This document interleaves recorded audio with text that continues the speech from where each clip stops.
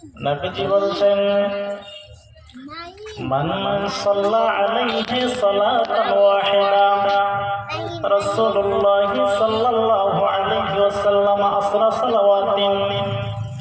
নবীজি বলেন, কোন ব্যক্তি যদি জুমার দিনে একবার দুরূদে ইব্রাহিম পাঠ করে, কয়বার? একবার। কোন ব্যক্তি যদি জুমার দিনে একবার দুরূদ পাঠ করে, তো নবীজি বলছেন ওই ব্যক্তির উপরে আল্লাহ রাব্বুল আলামিন 10 বার রহমত নাজিল করে, 10 বার রহমত নাজিল করে। সুবহানাল্লাহ কইবেন না?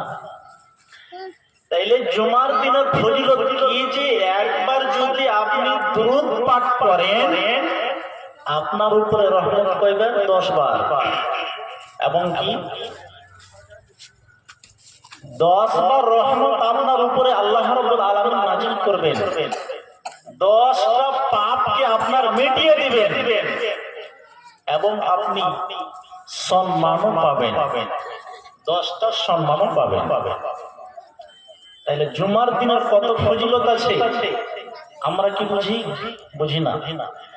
জুমার দিনে দেখবেন জিন এবং ইনসান বাদ দিয়ে যতগুলো প্রাণী আছে সবাই কিন্তু এই দিনটাকে ভয় করে, কিন্তু জিন এবং ইনসান এই দিনকে বলে কিছু ভয় করে না।